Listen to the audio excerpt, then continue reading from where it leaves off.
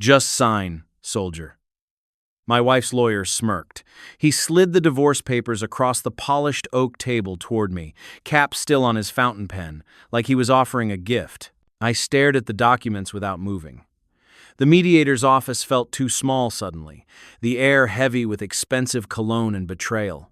Ashley sat beside her boyfriend, who also happened to be her attorney, their fingers intertwined beneath the table where they thought I couldn't see. "The mediator is my golf buddy," he whispered, leaning forward so only I could hear. "You're walking out with nothing, soldier." Ashley brushed her honey-blonde hair from her face, a gesture I once found endearing. Now it felt calculated, like everything else about her. "He's too broken to even fight. Pathetic, really." Her voice carried that new edge I'd first noticed 3 months ago when I returned from deployment. I observed everything. How the mediator wouldn't meet my eyes, how Ashley's thumb nervously tapped against the table's edge, how her lawyer's confidence seemed rehearsed rather than earned. He wore his arrogance like his tailored suit, both a size too large for him. "We don't have all day," he said, his name badge reading Dale Preston, glinting under the overhead lights. "Just sign.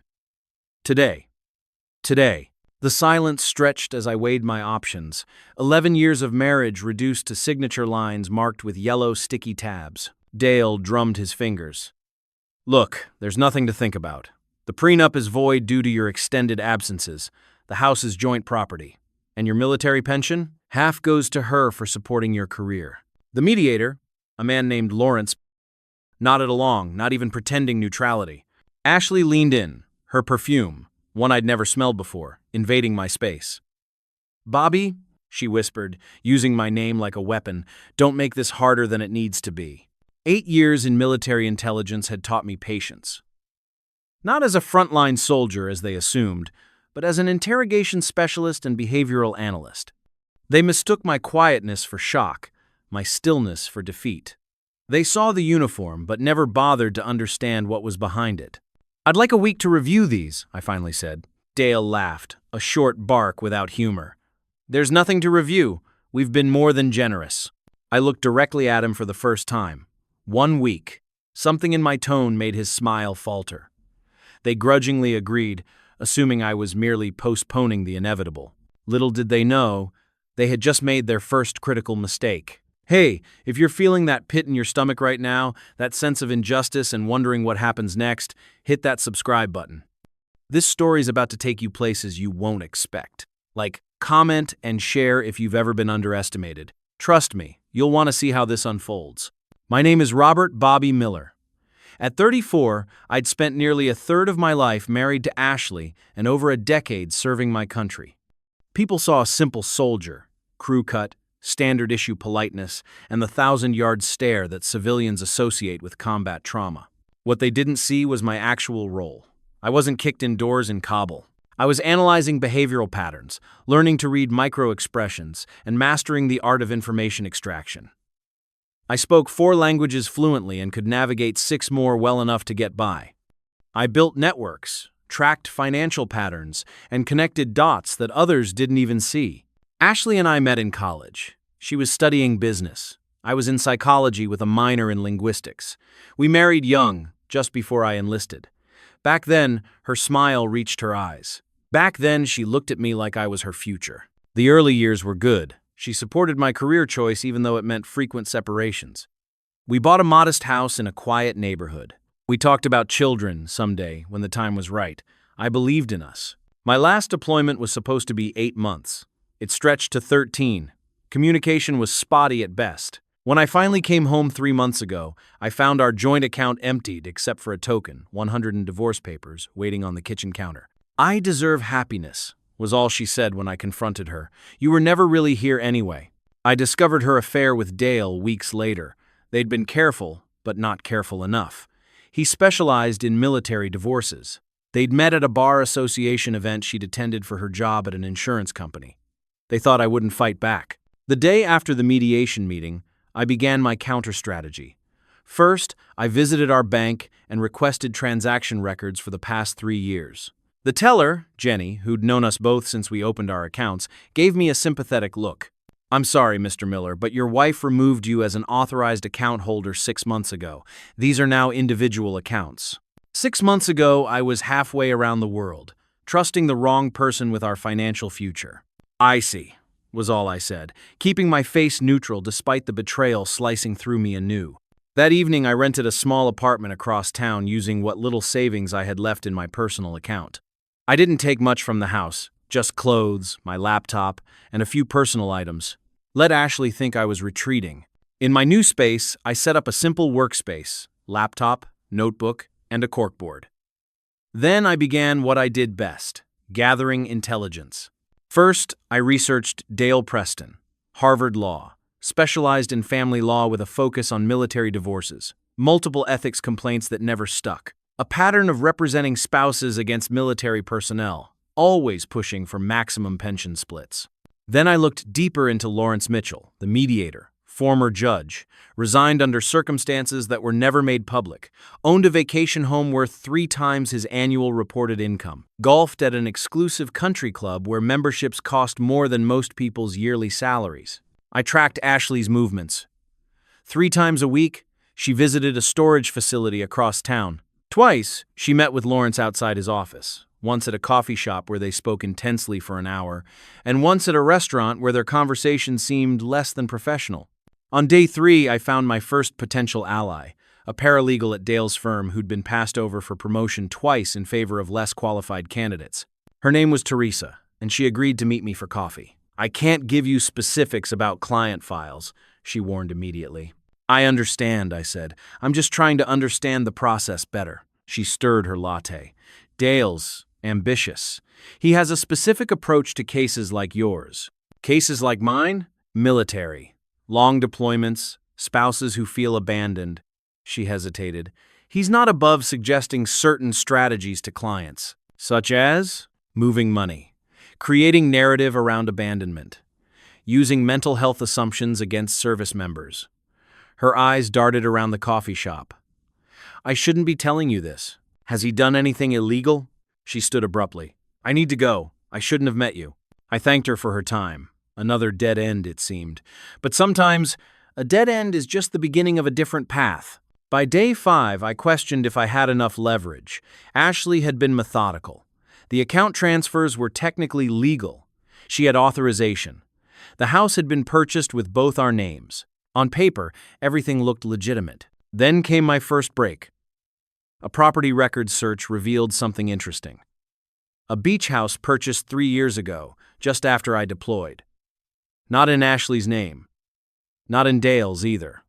But in the name of a company called Sunset Holdings, LLC. I dug deeper. Sunset Holdings had 3 primary stakeholders. The names were obscured, but with some creative searching through business filings, I found them: Ashley Miller, Dale Preston, and Lawrence Mitchell. They'd formed a partnership 3 years ago, exactly when my deployments became more frequent. Each property transfer, each investment, perfectly timed with my absences. They weren't just having an affair, they were systematically building a financial future using resources that included my combat pay. The discovery should have broken me.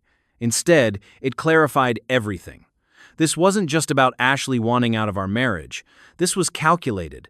This was conspiracy. That night, I drove to the beach house listed under Sunset Holdings, a modest but beautiful property on a private stretch of shoreline worth at least $500,000. Through the windows, I could see them, Ashley, Dale, and Lawrence, sharing drinks on a deck that faced the ocean. Laughing, celebrating. I took photos, documented license plates, and recorded their interactions from a distance. Not out of jealousy, but because evidence matters. Because details matter. The next day, I contacted a friend from my unit, Leon, who now worked in financial crimes for the military. I didn't give specifics, just asked hypothetical questions about misappropriation of military pay during deployments. "That's serious business," Leon said. "The military doesn't take kindly to people stealing from deployed personnel. Neither do federal prosecutors. Hypothetically, what would someone need to prove it? Bank records, proof of knowledge and intent, evidence that someone knowingly diverted funds while a service member was deployed." He paused. "Why are you asking?" "Just covering my bases." The day before returning to mediation, I visited the storage unit Ashley had been frequenting. The manager recognized me from our family photo on Ashley's rental application. "Forgot my key," I explained with an embarrassed smile. My wife normally handles this, but she's out of town. He hesitated only briefly before letting me in, a breach of protocol that would have gotten him fired. But people are trusting when you look them in the eye and speak with confidence. Inside, I found boxes of our shared history, photo albums, holiday decorations, and gifts I'd sent from overseas. But in the back corner sat something more interesting. Financial records. Careful documentation of transfers, property purchases, and communications between Ashley, Dale, and Lawrence dating back 3 years. She hadn't hidden them because she never expected me to find this place, never expected me to investigate rather than retreat, never expected me to be anything other than the broken soldier they believed me to be. I photographed everything, careful to leave no trace of my presence, then relocked the unit. That evening I compiled a dossier, nothing elaborate, just key facts, dates, account numbers, and property addresses. I made 3 copies, one for my records, one for my meeting, and one sealed and left with instructions with my old army buddy who now practiced law in another state. The morning of our second mediation meeting, I dressed carefully. Not in a suit, they would expect that as a sign I was trying to impress them. Instead, I wore clean jeans, a button-down shirt, and my civilian jacket. Unthreatening. Unmemorable. When I walked into Lawrence's office, their confidence was palpable. Dale wore a different, expensive suit. Ashley had done something new with her hair. Lawrence had the same paperwork spread out, yellow tabs still marking where I needed to sign. "Have you come to your senses?" Dale asked, not bothering with pleasantries. "I've had time to consider my position," I said evenly. "And?" Ashley prompted, impatience thinning her voice. "I'd like to speak with you privately first," I told her. Dale shook his head. "Anything you have to say can be said in front of counsel." "It's personal," I insisted. 5 minutes. Ashley nodded, curious. "It's fine, Dale." When the men left the room, she sighed dramatically. "Why drag this out, Bobby? It's over. Just sign the papers." I placed my hands flat on the table. "Tell me about the beach house." Her expression flickered, surprise quickly masked by confusion. "What beach house?" "The one purchased with my combat pay while I was deployed. The one registered to Sunset Holdings LLC. The one you've been visiting with Dale for 3 years, according to neighbor statements."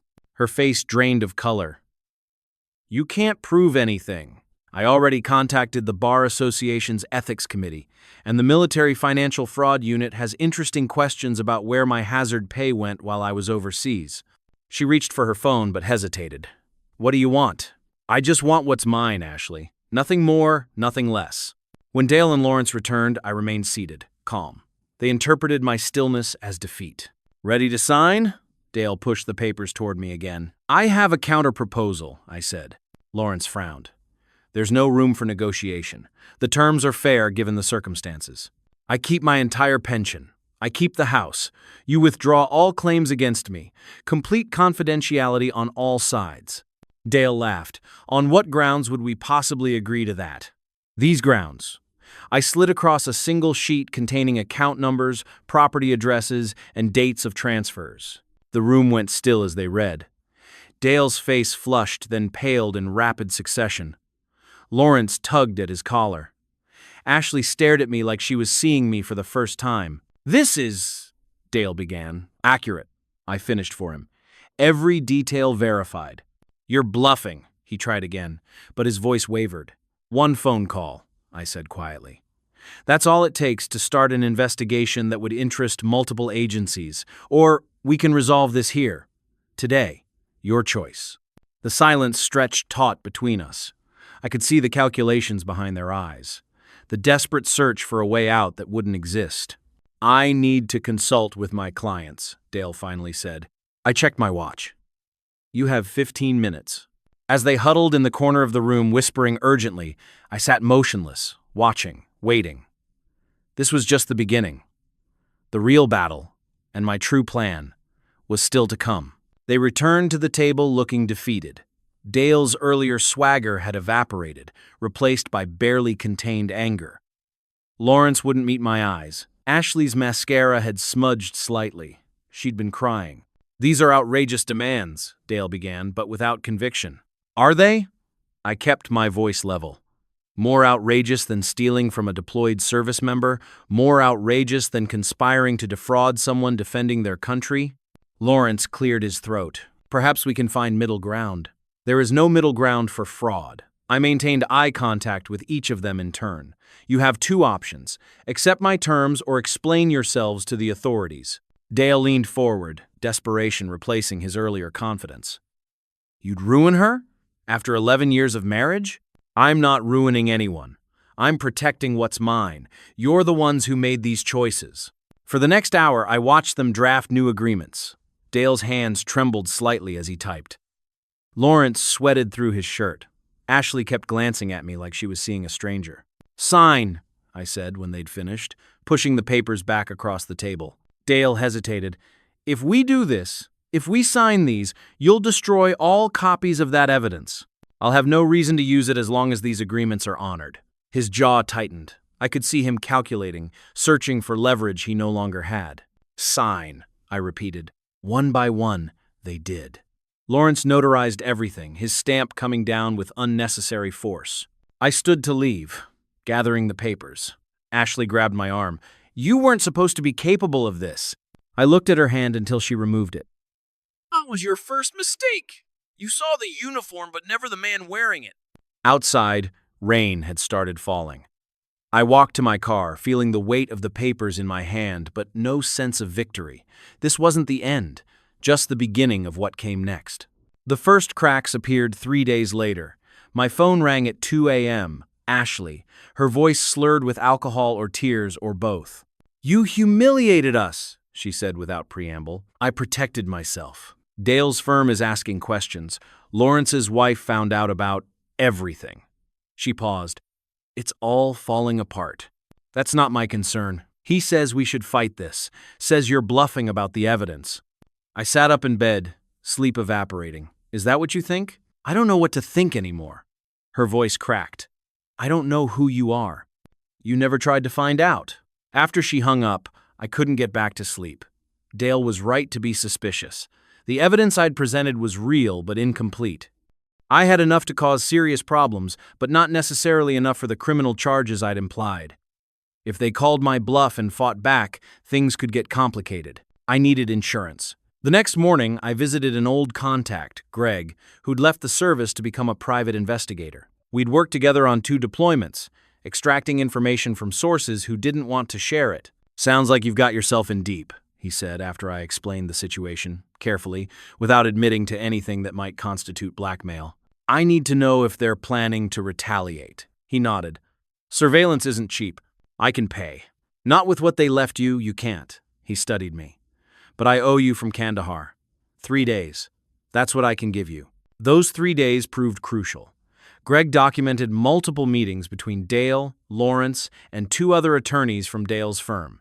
He photographed them arguing in a parking garage, recorded Ashley making tearful phone calls from her car. They're plotting something, Greg confirmed, showing me the surveillance photos. The tall one, that's Harold Bennett, senior partner at Dale's firm. Heavy hitter in divorce law. The other guy is Curtis Mills, former prosecutor. They don't bring him in unless they're planning to get aggressive. I studied the images. They're coming after me. Looks that way. What's your play?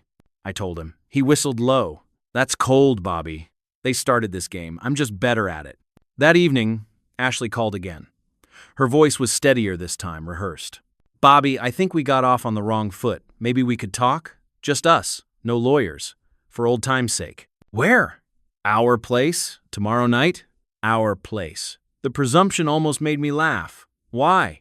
I need to understand what happened to us.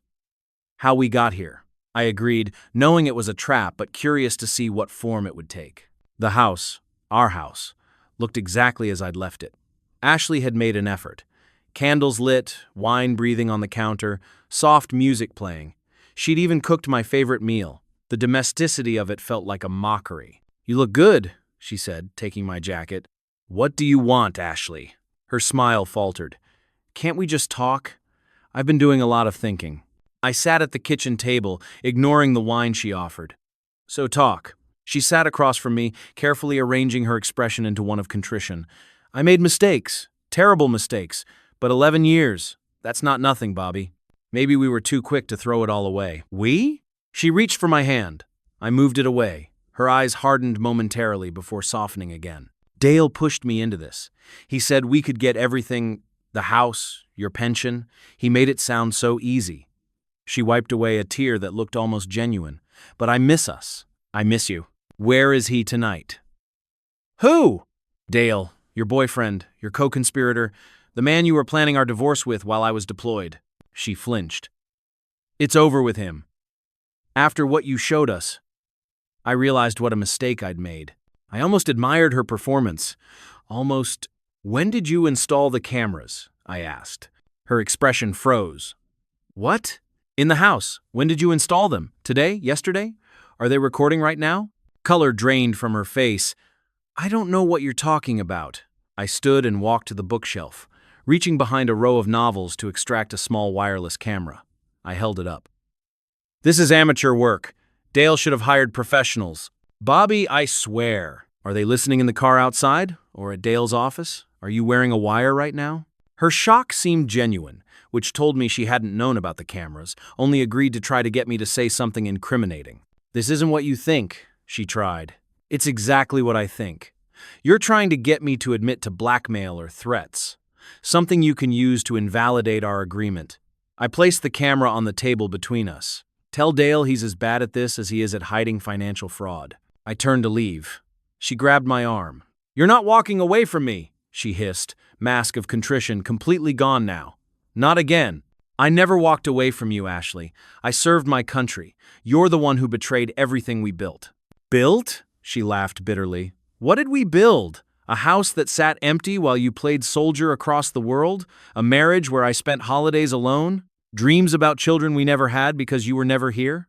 Old guilt stirred. My deployments had been hard on her, but not as hard as her betrayal had been on me. You could have filed for divorce honestly, I said quietly. Instead, you conspired to steal from me. That was your choice. Her face contorted. You think you've won, but you haven't. Dale says you're bluffing. Says if you had real evidence, you'd have gone to the authorities already. Is that what he says? He's preparing a motion to invalidate our agreement. Says he can prove coercion. Her smile turned vicious. We're still going to take everything, Bobby, and there's nothing you can do about it. I should have been worried. Instead, I felt a strange calm. They were making exactly the mistakes I'd anticipated. Goodbye, Ashley. You'll be hearing from us, she called after me. Soon. She was right about that. 3 days later, I was served with papers, a motion to invalidate our settlement agreement based on fraudulent claims and coercive tactics. Dale had gone all in, accusing me of fabricating evidence, making threats, and engaging in harassment. The hearing was scheduled for the following week. They were moving fast, hoping to catch me unprepared. I called Leon at the Military Financial Crimes Unit. I need a favor, I said when he answered. This about your hypothetical situation? It's not hypothetical anymore. He was silent for a moment. What do you need? Information. Not action, not yet. That's walking a fine line, Bobby. I know, but these people targeted me because I wear a uniform. They've done it to others too. That got his attention. Others. Dale Preston specializes in military divorces. His success rate is suspicious. I think he's been running this same scheme for years.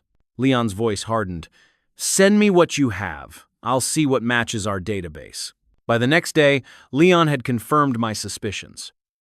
Dale Preston had represented spouses in 16 military divorces over the past 5 years. In 14 cases, the service member lost everything. NE8, house, significant portions of their pension, assets acquired during deployment. 2 of those cases had prompted complaints about financial irregularities, but nothing had been proven. The pattern is there, Leon said, but without more evidence. I understand. Thanks for looking. Bobby, he added before hanging up, whatever you're planning, be careful. These people play dirty. I was counting on it. The day before the hearing, I received another unexpected call. Teresa, the paralegal from Dale's office. They're panicking, she said without introduction. Dale, Lawrence, the senior partners, they've been in closed-door meetings for days. Why are you telling me this? Because I heard them discussing other cases. Other military divorces. Her voice dropped lower. The same pattern. Over and over. They call it the deployment strategy. My hand tightened around the phone. Do you have documentation? Some. I've been making copies. Just insurance. She paused. They fired me this morning. Said I was accessing files without authorization. Were you? Yes. Her laugh was brittle. But only because I recognized what they were doing to you. My brother served 2 tours in Iraq. If someone had done this to him... I need those files, Teresa. I know. That's why I'm calling. She gave me an address. Tonight, 8 o'clock. Don't be late. It could be another trap, but it felt genuine. Either way, I needed to know. The address led to a small coffee shop near the courthouse. Teresa sat in the back corner, a manila envelope on the table in front of her. She looked like she hadn't slept in days. You're risking a lot, I said, sitting across from her. They risked more when they decided to steal from people who protect this country. She slid the envelope toward me. It's all here. Financial records, communications. Notes from strategy meetings. They've been targeting military personnel for years, focusing on those with extended deployments, significant combat pay, and spouses who feel neglected. I glanced inside the envelope. Why didn't anyone stop them? Who would believe it? The service member is deployed, often in combat zones. They come home to find their lives dismantled. Everyone assumes they're suffering from trauma, unable to cope. Dale's firm portrays them as unstable, aggressive. The courts believe the spouse, the decorated attorney, not the troubled veteran. The realization hit me. I wasn't their first target. Not even close. But you might be the first one who fought back effectively. She stood to leave. I can't testify. I'd lose my license. But those documents speak for themselves. Thank you, she paused. What will you do with them? What needs to be done? After she left, I spent hours reviewing the documents. Names, dates, account numbers. A systematic pattern of predation targeting service members when they were most vulnerable. Dale hadn't just done this with Ashley. He'd made a career of it. The morning of the hearing, I arrived early, dressed in my formal military uniform. Dale and Ashley were already there with their legal team, Harold Bennett, Curtis Mills, and 2 junior associates. They looked confident, ready for battle. Ashley smirked when she saw me. Playing the Patriot card? That's desperate. I didn't respond. Dale approached, straightening his tie. You should have taken the original offer, he said quietly. Now you'll lose everything. We'll see. The courtroom filled gradually. I sat alone at my table, no attorney beside me. Dale's team whispered among themselves, occasionally glancing my way with thinly veiled contempt. They assumed my solitude meant weakness. Just before proceedings began, the doors opened. Leon entered in his military police uniform, followed by 2 federal agents in suits. Behind them came 3 men and 2 women, all in military uniforms with combat ribbons visible on their chests. Dale's smile faltered as they filed in, sitting directly behind me. What is this? He hissed. Before I could answer, the bailiff called the court to order. Judge Williams entered, a stern woman in her 60s, known for her no-nonsense approach. I understand. We're here on a motion to invalidate a settlement agreement, she began, reviewing the papers before her. Counsel for the petitioner may begin. Dale stood, quickly regaining his composure. Your Honor, we're asking the court to invalidate an agreement signed under duress. My client was coerced through fraudulent claims and threats made by the respondent. What specific threats? The judge asked. The respondent fabricated evidence of financial misconduct and threatened to report this non-existent misconduct to authorities if we didn't agree to his terms. Judge Williams turned to me. Mr. Miller, are you representing yourself today? Yes, Your Honor. Do you understand the serious nature of these accusations? I do, Your Honor, and I'd like to respond. Please proceed. I stood, aware of every eye in the courtroom. Your Honor, I did not fabricate any evidence. I discovered genuine financial misconduct. However, I'm not here to defend myself against these accusations. Dale's triumphant smile returned. The judge frowned. Then why are you here, Mr. Miller? I reached for Teresa's envelope. I'm here to submit evidence of a systematic conspiracy targeting military personnel during deployment, a conspiracy orchestrated by Mr. Preston and his associates. Dale's face drained of color. Objection! This is completely irrelevant to the motion before the court. Your Honor, I continued calmly, Mr. Preston has accused me of fabricating evidence. To evaluate that claim, the court needs to understand the context of our dispute, 1920. Specifically, the pattern of similar actions against other service members. The judge studied me carefully. I'll allow it, for now. I approached the bench with the envelope. These documents show a pattern of financial misconduct targeting deployed military personnel, orchestrated by Mr. Preston and others at his firm. As the judge began reviewing the documents, Dale leapt to his feet. Those documents were stolen. They're privileged attorney-client communications. Are you acknowledging these documents are authentic, Counselor? Judge Williams asked sharply. Dale faltered, trapped. That's not. Your Honor, I said quietly, I'd like to call my first witness. The judge raised an eyebrow. This isn't a trial, Mr. Miller. I understand. But to resolve the question of whether I fabricated evidence, the court should hear from someone who can verify these patterns independently. She considered this. I'll allow limited testimony relevant to the motion. I turned. The United States calls Special Agent Leon Carter. As Leon approached the stand, Ashley grabbed Dale's arm in panic. The other attorneys huddled together, whispering urgently. The uniformed service members behind me sat perfectly still, watching justice finally unfold. The trap was set, and they had walked right into it. Leon took the stand, his military bearing evident in his perfect posture. He was sworn in and introduced himself to the court. Special Agent Carter, what is your current position? I asked. I'm the lead investigator with the Military Financial Crimes Task Force, specializing in fraud against service members. And how long have you held this position? 7 years. I approached him, conscious of Dale's team frantically scribbling notes. Are you familiar with a pattern of financial misconduct targeting deployed military personnel? Objection! Dale shouted. Calls for speculation. Your Honor, I responded calmly. Agent Carter is an expert in precisely this area. His testimony goes directly to whether I fabricated evidence or uncovered a real pattern of misconduct. Judge Williams nodded. Overruled, the witness may answer. Leon cleared his throat. Yes, we've been tracking a pattern involving attorneys who specialize in military divorces. These individuals target service members during deployment when they're most vulnerable and least able to defend their interests. And have you identified specific attorneys involved in this pattern? Leon looked directly at Dale. We have several under investigation. I'm not at liberty to name them all, but I can confirm that Mr. Preston's firm has come to our attention multiple times. Dale stood again. Your Honor, this is outrageous. We're here about a specific settlement agreement, not some fishing expedition into my practice. Sit down, Mr. Preston, Judge Williams ordered. You've accused Mr. Miller of fabricating evidence. He's entitled to show that his claims had a factual basis. I turned back to Leon. When I contacted you about my situation, did you find similarities to other cases? Yes. The pattern was almost identical to 14 other cases we've documented. Same tactics, transferring assets during deployment, establishing shell companies to hide those transfers, and then using the military member's absence against them in divorce proceedings. I nodded. No further questions. Dale approached for cross-examination, his earlier confidence shattered.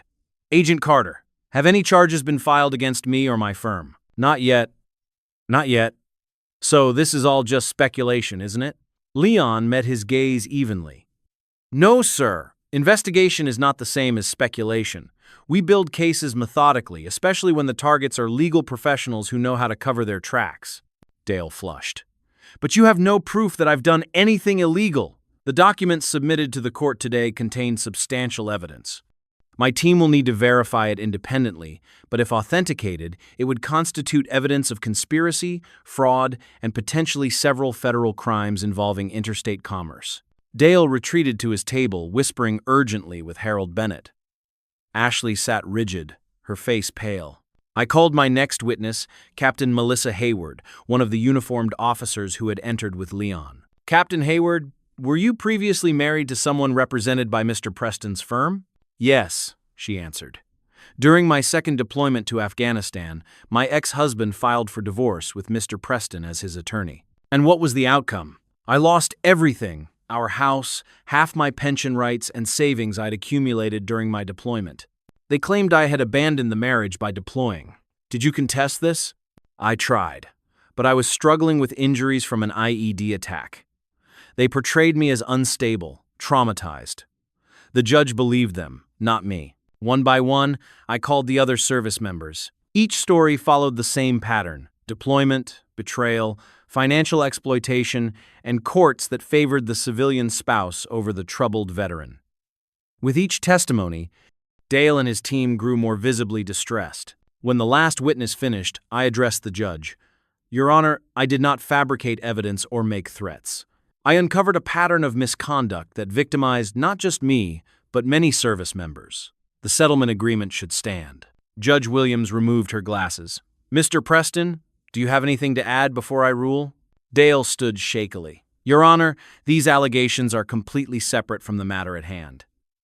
Even if there were irregularities in other cases, which we deny, it doesn't prove that Mr. Miller's claims about his own case were valid. The judge studied him coldly. Mr. Preston, in my 20 years on the bench, I've learned to recognize when someone is drowning in their own misconduct. Your motion is denied. The settlement agreement stands. She then turned to Leon. Agent Carter, I'm referring this matter to your office for full investigation. I expect to be kept informed. Yes, Your Honor. As the judge exited, the courtroom erupted in whispers.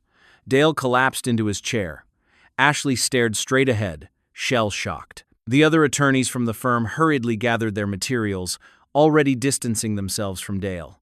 Leon approached me outside the courtroom. You played this perfectly. I had good teachers. The investigation is real, you know. Those documents, if they check out, are going to cause an earthquake in the legal community. They'll check out, I assured him. He studied me. You could have brought this to us directly. Why the elaborate setup? Would you have had enough to move forward without their response to my settlement, without them challenging it and creating a public record of their tactics? He considered this. Probably not. Clever. I learned about patient traps in the military. Sometimes you have to let the enemy think they're winning before they reveal their position. As Leon walked away, Ashley approached. Her composure had cracked completely. You destroyed him, she said, her voice hollow. They're already talking about disbarment, criminal charges. He destroyed himself. You all did. What about me? Are you sending me to prison too? I looked at her, really looked at her. The woman I had once loved, the woman who had conspired to take everything from me while I served our country. That depends on you, I said quietly. What does that mean? You have a choice to make. Cooperate with the investigation or go down with Dale. I don't care which you choose. Her eyes narrowed. You never cared, did you? About anything but your precious career. I cared about us. You cared about what you could take from me. She turned away, then paused. How long have you been planning this? Since the day you found the divorce papers? Since the day you decided I was nothing more than a uniform and a pension. I walked past her. Goodbye, Ashley. 6 months later, I sat on the porch of my new home, a small cabin near a lake, 3 states away from my old life. The morning newspaper lay open beside me, a small article circled in red. Attorney disbarred in military divorce scandal, Dale Preston, formerly of Bennett Associates, has been disbarred following an investigation into fraudulent practices targeting military personnel. Preston, along with former mediator Lawrence Mitchell, faces federal charges of conspiracy and fraud. 15 former clients have joined a class-action lawsuit against Preston's former firm. Preston's associate, Ashley Miller, has agreed to testify against her former colleagues in exchange for immunity. I hadn't called for this outcome. I had simply set the stage and let them make their own choices. The real revenge wasn't in destroying them. It was in exposing the truth and letting justice take its natural course. My phone buzzed with a text from Leon. 2 more firms identified with similar patterns. Your case broke it open. How does it feel? I didn't respond immediately. How did it feel? Not like victory, not like satisfaction, just right. Like balance restored. Later that afternoon, I visited the VA center where I volunteered, helping returning service members navigate financial and legal challenges. Today's session focused on protecting assets during deployment, knowledge that had come at too high a price for many of us. The system isn't perfect, I told the group of young soldiers preparing for their first deployments, but it works better when you understand how it can be manipulated. Knowledge is your best defense. A young woman in fatigues raised her hand. How do you know all this? Were you in JAG? No, I smiled slightly. I was in intelligence. I learned to look for patterns, to see the bigger picture when others focus on details. And that helped in civilian life? More than I ever expected. After the session, I walked to my car in the fading light. My phone buzzed again, an email from Teresa, who had landed at a new firm specializing in military family law. Thought you'd want to know. The task force has identified 37 cases now. Restitution is being arranged for the victims. You started something important. I hadn't planned for this ripple effect when I first discovered Ashley's betrayal. I had simply wanted what was mine. But sometimes, personal justice expands into something larger. Sometimes, a single stand against exploitation creates a path for others to follow. In the end, my revenge wasn't taking everything from them. It was exposing their system so thoroughly that they could never target another service member again. It was using their own arrogance against them, letting them believe I was just a broken soldier until it was too late for them to escape the trap they'd built themselves. As I drove home along the winding lake road, I felt something I hadn't experienced in years: peace. Not because they had suffered, but because the truth had finally come to light. Because other service members would be protected. Because justice, slow and imperfect as it might be, had finally prevailed. My training had taught me that the most effective operations aren't about destruction. They're about changing the battlefield entirely. Ashley, Dale, and Lawrence had seen me as an easy target, a uniformed victim who wouldn't understand their sophisticated scheme. Their mistake wasn't betraying me. Their mistake was underestimating exactly who they were betraying. If this story resonated with you, hit that subscribe button and join our community. Every like and comment helps more people discover these stories of justice and redemption. Have you ever been underestimated? Share your experience below. Sometimes the greatest strength comes from being underestimated by those who should have known better.